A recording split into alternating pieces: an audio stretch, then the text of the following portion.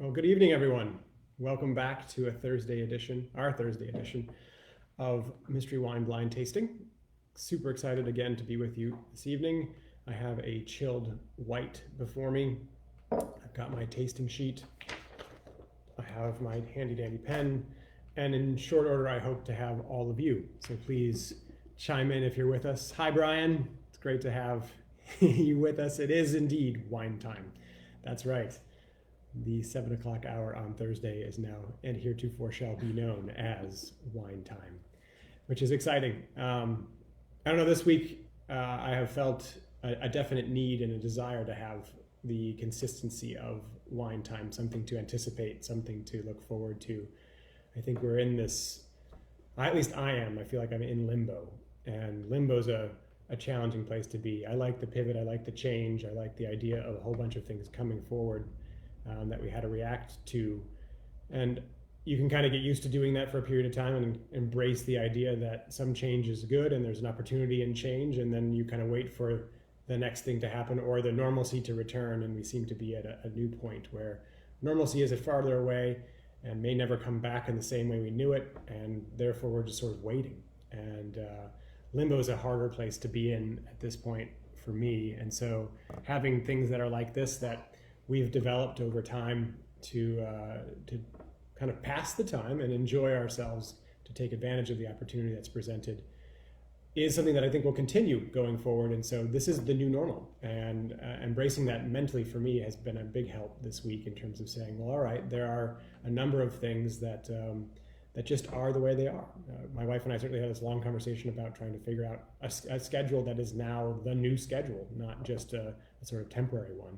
And wine time is part of that schedule. So I've got Stephen here, I've got Jan here, Kathy is with us, Rick is with us, Caitlin, hello, Melanie, oh great. Alexandra is here, perfect. Mary Jane is with us, and Brian knows Melanie, which is good. You guys are starting to know each other, which is something Julie and I were talking about this week, and how the chat has developed a following of people who appreciate the blind tasting experience, but also know each other and are kind of bantering back and forth, and I think that's great. So, and Jonathan, thank you. Yeah, thank you for joining us and for having joined us a number of weeks in a row. We appreciate all of you coming back and doing this. As I said, this is one of the high points I look forward to each and every week. So the Swanbergs are with us. All right, so does everybody have their wine ready to go? Hi, Barry, welcome. Chilled. We took ours out a little bit ago just to make sure that it wasn't super chilled. We had talked a little bit about in the past kind of the temperature of wine. The colder a wine is, the more muted it is, the less expressive it's going to be. And so, it depends on what your own particular preference is in the way of consuming wine, but generally speaking, white wines are sort of 45 to 50-ish. They can be a little bit warmer, but in that realm, if you're in a hot kind of climate and you're looking for Sauvignon Blanc on the patio and you're sweating, colder better. You don't necessarily care as much about the experience with respect to trying to blind taste a wine or pick out the nuances. So a little bit warmer in our context for our tasting is very worthwhile. And so Barry's already jumping in and saying, stop talking, let's get to this program. He's noting that the wine is clear, very clear and filtered. And Jen saying hello. Eric, hello to you too, man. Great to have you with us. And Klaus, oh man, great to have you with us, sir. Great to have you. Kimberly's here, and she notes that this is a ray of sunshine each week, and sunshine is a descriptor you can use for the appearance of a wine too. So thank you, Kimberly. I'm going to try to get back on track. All right, pour yourself a glass, and let's go. As noted, it is pretty clear, right? So this is definitely not hazy. Would you say it's more pale in intensity or medium intensity, deeper and richer in intensity?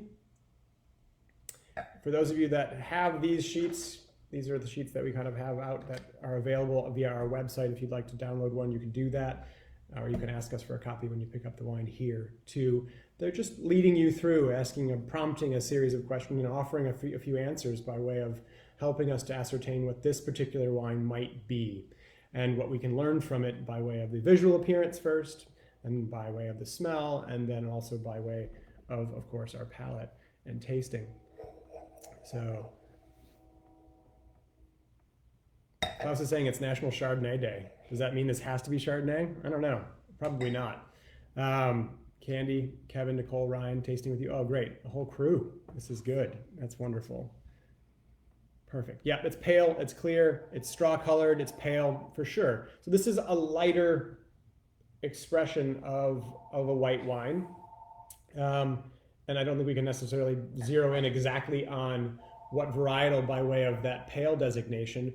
But what do we learn about a wine when it's pale, as opposed to if it was, say, instead of being sort of pale lemon, it was sort of deep in amber. Deep in amber might denote some kind of high sugar content. It would potentially denote some kind of wood aging and aging. So an older wines tend to get a little bit tawnied or brown as they get older. I think that this probably indicates a more youthful, younger variation of a light wine. So yeah, I think that's something you can kind of pick up right off the bat, and that's one of the fun parts about blind tasting and the true evaluation of a wine. Rather than just jumping to tasting it, you can learn a lot about a particular wine just by looking at it. Alexandra, topaz, very nice, good descriptor. I'm reaching here so I can scroll up to see the rest of your comments. And Sarah's with us. Hey, Sarah. I'm going to be with Sarah and Nate tomorrow night doing more of these wines. They're going to do another blind wine session as part of their Drink Well series. So if you're interested, you can get their wines from them and join us. And perhaps a number of you already are planning on doing that. And I look forward to being part of their panel tomorrow night. Okay, so clear, bright, vibrant, something a little bit youthful perhaps, and not a lot of legs, as the Swanbergs are pointing out. Jeff is saying, yeah. And what do you learn from that? What are legs? Legs are sort of what the sheeting is, the so-called sheeting that comes down the slopes of the glass after you swirl it a little bit. So you give it a swirl, and then little teardrops form, aka legs. And legs can give you an indication potentially of sugar, of ripeness, of viscosity of alcohol, all related to sort of the ripeness of the grape and what happens to it. So as we've talked about in the past, the little grape is born a ball of acid, and it grows up to be a ball of sugar with some acid. And the warmer climates, the warmer circumstances for those grapes, the riper they can potentially get, given a certain site and timing. The more sugar, the more potential alcohol by way of fermentation, or potential for residual sugar. So either way, you're talking about either residual sugar or alcohol, right? And Kathy, you just nailed it too in a much more succinct fashion than my ramble. But alcohol or sugar is an indication of what those legs provide. And so we see some, right? But they're pretty fast. They sheet relatively thin and they go down fast. They're not drippy, and think of like pouring honey on a glass. It's gonna take a long time to get down. If this is somewhere between honey and water for sure, and more close to water, I'd say. But it has a little viscosity, but it's not huge. So what do we smell? Let's move to the aroma. First and foremost, does it smell clean, or does it have any kind of off aromas that would be problematic? That's super fun. Wow. Yeah. All right. So I don't smell anything faulted.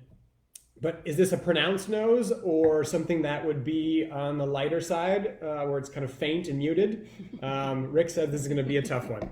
That's good. We're up for a challenge, right? We remember the challenges more than we remember the successes.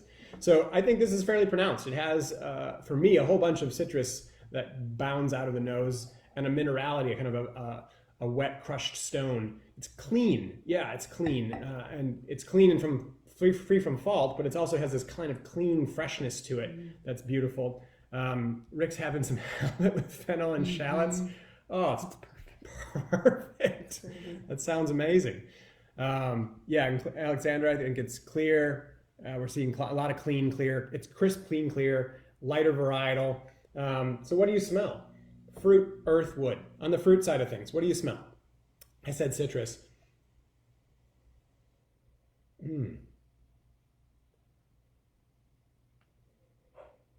For me, it's like a salted lime, kind of the rim of a margarita. It's lime curd, lemon elements, zest, light jasmine from Caitlin, fresh hay. I like that.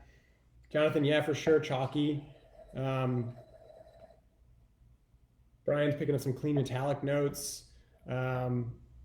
Craig's noting some honey and lychee, which takes us to a particular place. Craig, when you say that, you're flagging for all of us, right, that we should at least be considering Riesling by way of the lychee. And if you smell a little honey, that could be that way too. Barry's getting some tropical notes, but not getting much minerality. Okay. Marianne, I think that's meaning pear. I see ear, or maybe you're just reflecting on my ears flaking out here like that. Jasmine's a good descriptor. Steven's saying, yeah, I think so. There's a little white floral quality here. But they're subtle. I mean, so there's subtle and faint versus kind of pronounced. For me, there's a pronounced quality of citrus, but it's a subtle citrus note. So it's not like I have to go finding a quality of an aroma here. There are aromas coming off the wine, but they're muted in their expression, if that makes sense. We're parsing a little bit there, but Kimberly's saying she smells a little butterscotch. So butterscotch would be a great indicator for potentially some wood element. You might get butterscotch on Chardonnay sometimes, for example. And so all you're doing in this process here is starting to note what you smell and then allow those things, those notes, to kind of lead you in certain places. So already, because of what we've smelled and what you've smelled, we're going to think about Riesling.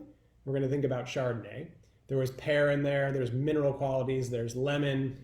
So what other white varietals should we even be considering at this point? One of the things I like to do is just stick my nose in, smell, note the smells. So actually take account of what I'm smelling, and then also let my subconscious mind kind of work and just let me have a few varietals. And I'm not rushing to try to make a judgment. I'm just trying to see what will come about, and then I make note of those things so I can come back to them. Jonathan Gruner, wow, we're getting great descriptors. Dry gardenia, lime, white grapefruit, white blossom, fennel, power of suggestion, perhaps from Rick's dinner. But yeah, that's absolutely correct. I think that's something to consider. Sauvignon Blanc, Erica, we should be considering Sauvignon Blanc. So Sauvignon Blanc, Chardonnay, Riesling. There's this minerality element that reminds me of dry Riesling that I think would be fun to kind of consider. And there is the potential for this to be Sauvignon Blanc. There's that citrus element here. Albarino, Sarah, absolutely. Why not? We should be considering Albarino. The pear quality that was talked about before. Oftentimes pear for me references Albarino. Pinot Grigio, I think that could be the case. Might get a little bit more skin contact perhaps, or kind of a hue from the Pinot Grigio, but depending on where you're getting it, yeah, it could absolutely be that. Kathy's throwing out Verdejo on top of the Albarino and Chardonnay already. So Vermentino is another one. Chris is throwing out Semillon to go with the Chardonnay and Sauvignon Blanc. I like Semillon. I think that's a really good idea. In fact, yeah, Semillon from Australia, for example, might be a really interesting option for this. It has a ton of that lime lemon quality, zesty element, and can be really bright and vibrant. Vermentino's been thrown back in there too. So Vermentino, Albarino, Verdejo, Sauvignon Blanc, Chardonnay. See how already we haven't even tasted it. We've got a long list to begin to think about and to then begin to chip away at and see what we can put away as we're going through the process. Falangina, absolutely. Yes. I don't know, was it last week or 2 weeks ago, we were talking about the category that should be approved for blind tasting, which is just Italian white. And because I have yet to get to myself to a level of expertise where I can kind of parse out the difference between Verdejo and, between Vermentino and say Falangina. But Carrie's also throwing in Vino Verde, which is a cool idea too, for sure. All right, so it's mineral. We've got lemon, lime, pear. We've got potential butterscotch. We've got some lychee before. Let's taste, see what we see in the way of the tastes first. So is it dry or not? What's the acidity like? What's the tannin like? How long of a finish is it? And can we confirm the things we've smelled on the palate by way of what we are tasting?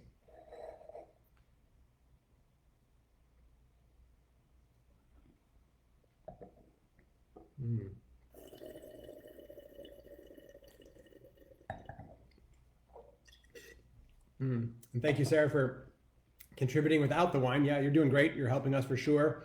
And Barry, to your question about Semillon and Chateau Yquem, absolutely, Semillon and Chateau Yquem, and in the Bordeaux productions of Semillon are spectacular.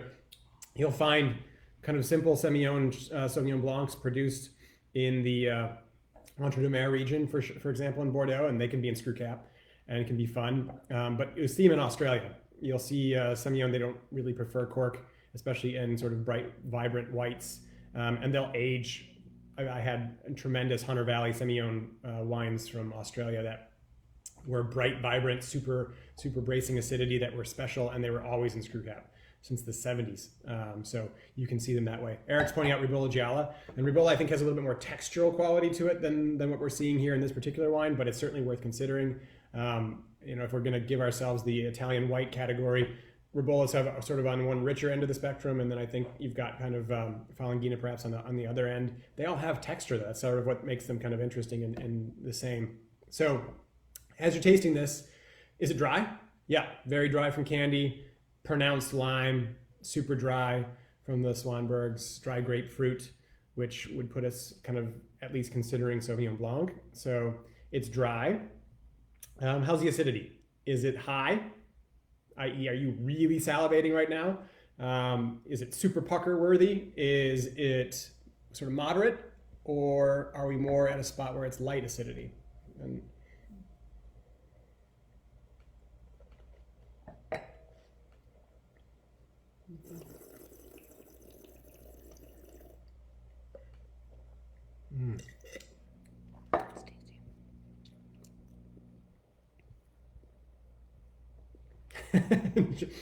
Wow, good acidity. Yeah, I think medium plus, and I'm laughing because Jonathan's comment is, am I crazy for thinking Grüner Veltliner? No, I don't think you're crazy, but you might be knocked off by the Cercial that you had as an aperitif before you began. Cercial can sometimes give me kind of that burnt lemon quality or that charred lemon, which is really nice. Lime aftertaste, a bunch of acidity. Medium plus. It's not making me like go crazy with saliva in my mouth. It has texture. It's brighter. And Sarah is certainly saying that, yeah, the lime feels are giving her, lime calls are giving her Gruner feels. Any white pepper she's asking, and that's a really good question with respect to say, let's try to knock out Gruner for right now. If we got white pepper, we would keep it in there. I get power suggestion, maybe a little hint of it toward the back end. Yeah. And Steve, that Texas white we served last summer was an Albarino. So yeah, I think this has that potential. Grapefruit pith, lime quality. I'm not getting as much on the white pepper side of things, but this could be, screw cap entry level Gruner with all that minerality. I think we have to consider that and keep that on the table. Brian's thrown out Aligote, which is a really cool idea. Mineral, high acid. That's really possible here. Let's talk about Albarino. The texture for Albarino here. Sometimes Albarino is more moderate texture. I think it fits the bill in terms of the number of things we've described. Melanie's saying the phenolics are compromising some of the acidity that's there. So competing with that, giving you a little bit of a bitter finish, a little bit more of a textural finish too. Yeah, is this a light, a medium, or a heavy weighted wine? And Karen's not seeing any white pepper. I'm not really either.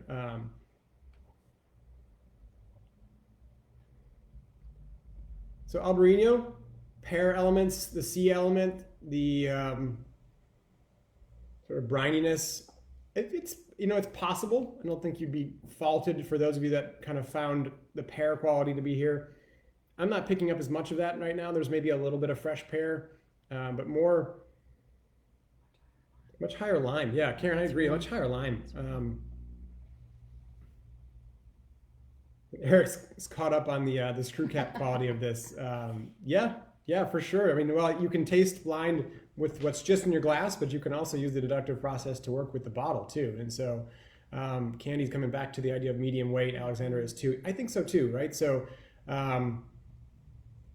I think medium weight means we could say, for example, take out Vino Verde, which we could eliminate. It's not an off-dry Riesling. So it would put us in the dry Riesling camp, which might put us in Austria, which might put us in Australia. And that sort of honey element. So we're getting a few people to say, like, maybe not the Albarino. So let's put Albarino to the side. Let's keep Gruner Veltliner on the table. Can we take off Riesling? Austrian Riesling, I mean, could it be there? We have any petrol notes? Any of that sort of Vaseline or fuel smell? We're getting a lot of votes for the citrus quality. And Chris is saying that he's picking up a lot more lime, but not as acidic as Sauvignon Blanc. And there's not the grassiness, right? There's not kind of sort of that herbaceous quality. So perhaps we can set aside Sauvignon Blanc.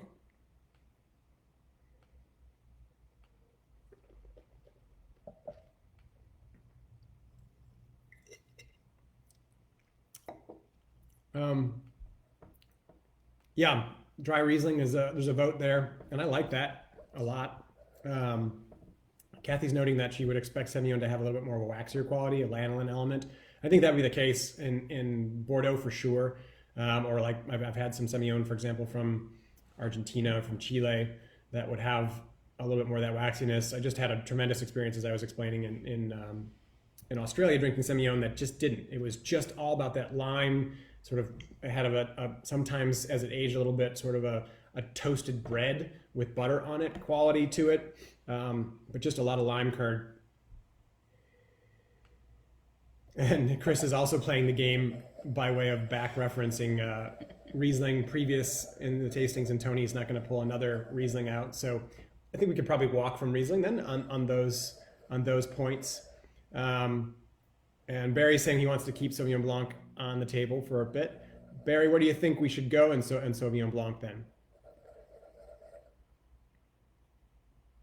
Yeah, Nancy, what's been eliminated so far? I think we've got sort of Albarino out. We've got, I think we put out the Riesling at this point, but possibly. Sauvignon Blanc still in the running. Gruner Veltliner still in the running. Semillon's still in the running. Sarah's asking whether or not we have a salty, saline, briny quality here, and I think that's the case. There is certainly that. There's a mineral element for sure. Kevin's noting a South African Sauvignon Blanc potential. Yeah, that's a cool idea.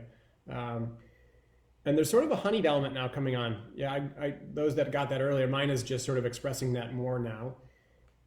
Can we eliminate Chenin Blanc? It's hard to do as the honeyed element comes on.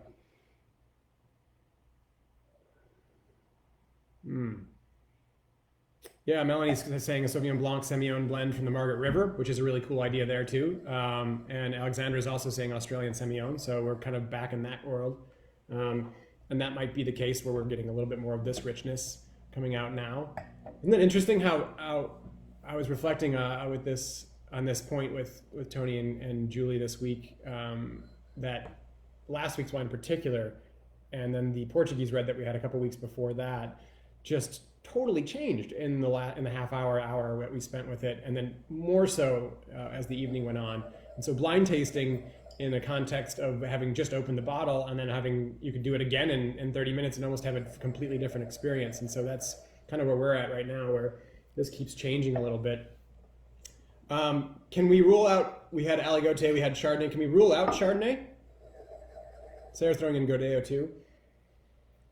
I think I'm comfortable ruling out Chardonnay. I mean, a flinty mineral kind of Chablis element here is possible, but I'm not getting sort of the green apple element. I'm just getting sort of that lime, kind of lemon quality, and then now that a little bit of honeyed element. A Smartie, yeah. It's kind of got a confectionery, candied fruit quality to it.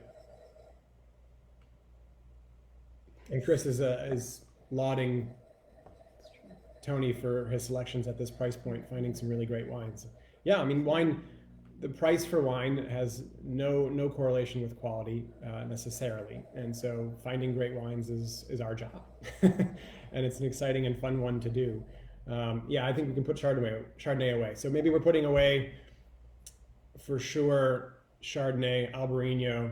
So those richer kind of stone and tree fruit kind of oriented wines.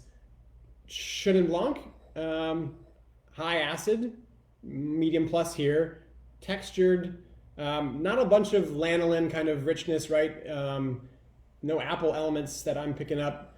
The lemon would be lemon curd, fine, but not so much lime. So I'm pretty comfortable, I think, walking away from Chenin Blanc. How about a super ripe Viognier? More acid, not super ripe. I'm sorry, Rick, I misread your comment there about not super ripe Viognier. I don't know if the aromatics are quite that expressive in terms of something. We had a little white flower, right? But there's no apricot. There's no kind of, the honeyed element is a possibility. If this is Viognier, then I would have a hard time calling it that way. And that's what Jim's kind of getting to too. I don't know, the minerality and the pronounced citrus is just not what I would associate with Viognier. I'm happy to be completely wrong on that. So I'm comfortable putting Viognier to the side. I'm comfortable putting Chardonnay to the side. Keep it if you wish, by all means.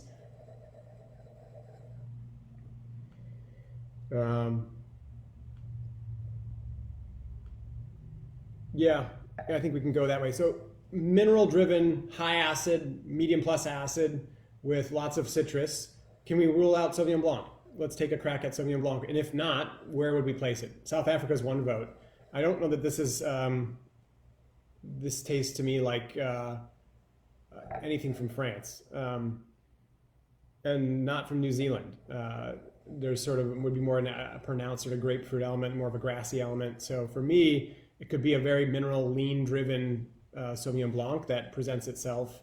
But I don't know that it is necessarily so prototypically Sauvignon Blanc that I'm more comfortable working Sauvignon Blanc than some of the other varietals. And Rick didn't write down Viognier, so therefore he doesn't have to be held to it. You're off the hook, sir. But a Sauvignon Blanc part of a blend with Semillon from Australia, I think that's still in the running. The Margaret River comment from Melanie before, I think, is a really interesting one. So let's keep that running. We had Gruner Veltliner. We had maybe dry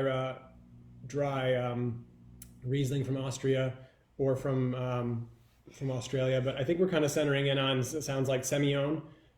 Before we kind of jump into Australia and or Austria, can we work through any other Italian whites? I mean, Vermentino, we had Verdejo thrown out there. We had Ribolgialla.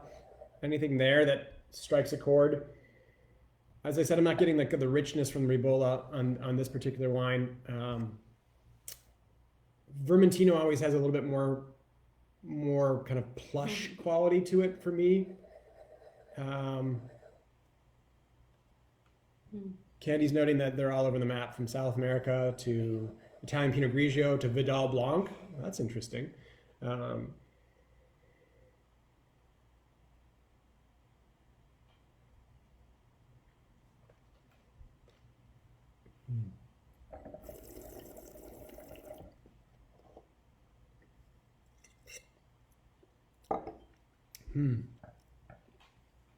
That honey quality is kind of sitting pleasantly there now. There's a lot of citrus. Yeah, and I think the citrus is just, for me, weighing so bright and so vibrant that it's taking away from potential Italians. And for me too, the minerality is really expressive in a way that I don't necessarily associate as much with being so pronounced in Italian wine. And that's a broad generalization. There's plenty of minerality in some Italian wine. So for me, I'm kind of more comfortable in Austria and Australia. And Australia, kind of the Hunter Valley, the Clare Valley, the Eden Valley, higher, cooler valleys with acid and with minerality expressed in the profile of the wines. Kathy, you picked up a little aniline. So you're back into Chenin Blanc camp, I think. Klaus is asking, do you like it? And that's a great question, right? It's an important question. And I do like it. I do really like. I like how the acid is not so piercing, but it kind of creates a lift for the entirety of the wine. So when you're putting acid in a dish and you're adjusting the taste and the seasoning of a dish, I want the acid to be there to the point where you don't necessarily taste it and it's not screaming at you, but it has elevated everything else in the expression of the wine. And this acid keeps the wine light and bright and vibrant. And I think it also makes the the citrus quality sort of appropriate.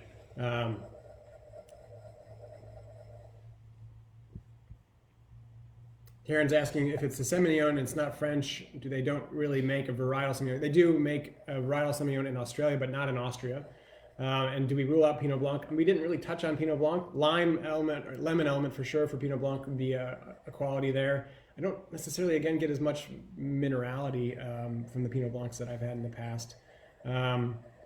So yeah, I think, I'm pretty much centering in on what I think my pick is for this one, just because it kind of had a flashback moment for me when I first smelled it. But the question was asked about Torrontés, and Torrontés I think would be more floral and more aromatic than this. So that's another white grape to consider, and that's awesome. We've created a list of at least a dozen plus options that we ran through quickly. So as a group, if 5 weeks ago, 6 weeks ago, you sat down and you looked at the wine and said, hey, I just don't know, Chardonnay or Riesling, because those are 2 white grapes, and Sauvignon Blanc, or 3 white grapes I know. Look, now you have 12 that you can at least reference by way of that. Sarah doesn't have the wine yet. She's nailing the exact call with Tyrell's Semillon, which is an awesome call because she knows what's available in the market. Maybe a Traminer from Jim, Pinot Blanc, too floral for Gruner or Sauvignon Blanc. I think we need to come back to Gruner. So Gruner, for me, is in the running, and for myself, either a Sauvignon Blanc Semillon blend or just straight Semillon from Australia. So Gruner, I didn't get as much of the white pepper element, sometimes a little radishy quality, and I just didn't get that from this particular wine. So I'm headed to the land of Oz, and I think I'm going to put a stake in the ground for an Australian Semillon, Hunter Valley Semillon. I'm going to say, so when I was there, I had this experience. It was tremendous. We got to taste a whole bunch. And we got to taste sort of fresh Semillon, so 2-year-old, kind of just released, 1 to 2-year-old, 18-month to 2-year-old sort of, and then to 3-year-old, 4-year-old. And at around 3 to 4 years, the wine sort of just went dumb. It just sort of became hard to get anything out of. It wasn't terribly expressive. And then around 5, 6, 7 years, they come out of this little slump and taste kind of like toast and buttered toast, like I said, with lime curd and lemon curd. And it just, they're magnificent wines. And then tasted some that were 20, 30 years old. And that lime quality just exploded. I don't recall so much the honeyed element, but there was a little bit of that. And in the youthful quality of things, this sort of reminds me of that experience. So I'm going to go for it and just say that that's my thought. Klaus is asking about harmony, balance between fruit and acidity. I think there is a pretty good harmony here. I mean, there's not a lot of fruit. As I said, there was sort of a subdued quality to the citrus. It wasn't like a fresh squeeze of lime in your face, but it was more like a preparation with lime. Like I said, lime curd. It was sort of extracting the essence of lime and that lemon. There's a little bit of a honeyed quality to it, but it wasn't like a spoonful of honey. It was more sort of the aroma of honey. So I think for myself, I'm going to go 2018 Australian Hunter Valley Semillon. What do you guys think? Going to put out your finals? And whatever it is, Jim, when we want a case of it. And thank you for the prompt. So we have been trying our best to figure out how to buy these wines correctly. So a number of you have asked us to kind of carry some more of them so that after you taste them, if you like them, you want to come back and get some more, you can do so. And we've been doing that. So if you want some more, we were able to get, I think, a couple more cases. We have 2 cases on hand right now. So 24 more bottles for someone who might want some more of this. Just shoot us a note, give us a ring, and we'll put some aside for you. And or if we need to, and we can always try to order some more too. So Kathy enjoys this wine. Yeah. I'm sorry, Barry, your question was, does the clarity of the wine give you any clue about fining agent that might tip off the origin? No, not necessarily for me. I mean, my expertise doesn't run that deep. That's a great question, though. We got Verdejo as a final answer. Cool. Kathy's concurring. Robert's saying he's good with that. Good. Okay.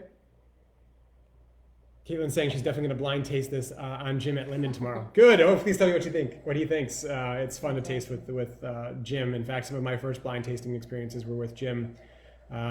before I started working for them in the 2009 harvest. And then as we did 2009 harvest, Fridays were Pichet Fridays. And so you'd bring in a wine that was blind, we'd all taste them, and then slowly go back up to the vineyard to finish the afternoon's work.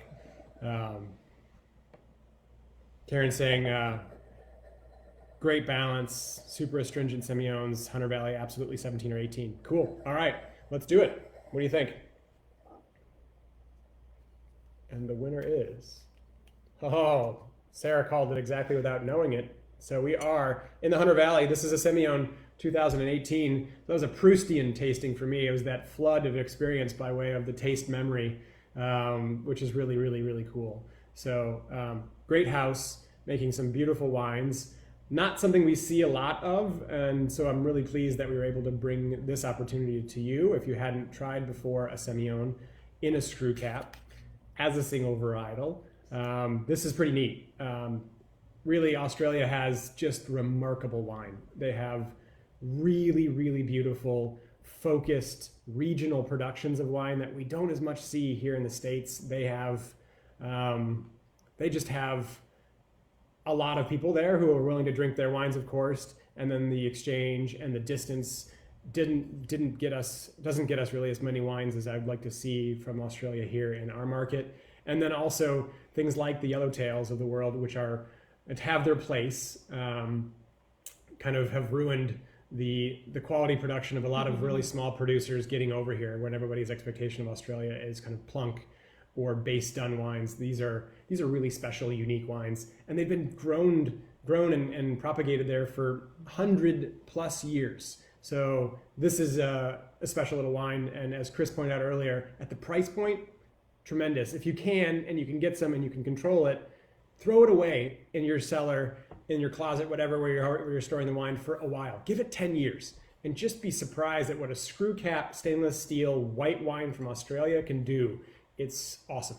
So, and Sarah's noting that everybody did a great job describing it, and we got to it. Yeah, the honeyed element put Sarah there by way of our description. So she doesn't have the wine in front of us, and we got her to this exact wine by our description, which is a real truism for this experience for me, because we have been doing far better than I do in my own blind tasting. I love referencing that. In fact, I don't know that I would have necessarily jumped directly to it, and one of the first comments was, what about Australian Semillon? So that helped me kind of zero in on this. Thanks, Eric. Yes. Oh, and Chris, thank you for the comment about the children. Yes, they're doing really well. Oh, and your kids on our Facebook feed. I'm talking about my kids. I'm sorry. Yes, your kids look great. Always look great. Your daughter runs around and picks the flowers in our yard, and is so darn cute. So we love having you guys here and look forward to that. What's the difference between Australia versus France Semillon?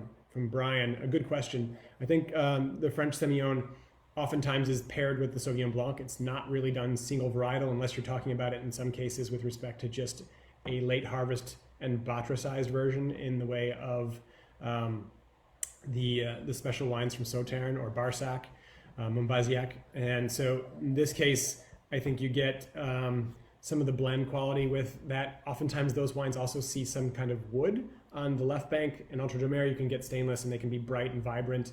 From the Semillon side of things, I think our descriptions of lime, a lot of mineral saltiness, a little bit of that honeyed element, and just this bright acid, clean, crisp. Remember in the beginning, we just said super clean, crisp. That's kind of the example, I think, of Australia. And so not a major, large category, and it's a pretty special one. So really nuanced, refined, special little category that we got to try together tonight. So as I said, this is something I look forward to each week, and I appreciate all of your continued interest in this. And Chris, don't worry, we will keep this up post-COVID. I think I don't want to stop doing it, so I look forward to it. And it's helped me to be a better taster. It's helped me to appreciate wines and to learn more things about how you're appreciating those wines, which helps me then in turn find more wines that we can serve to you in the restaurant here. So we will absolutely do that as we come back to whatever normal is normal.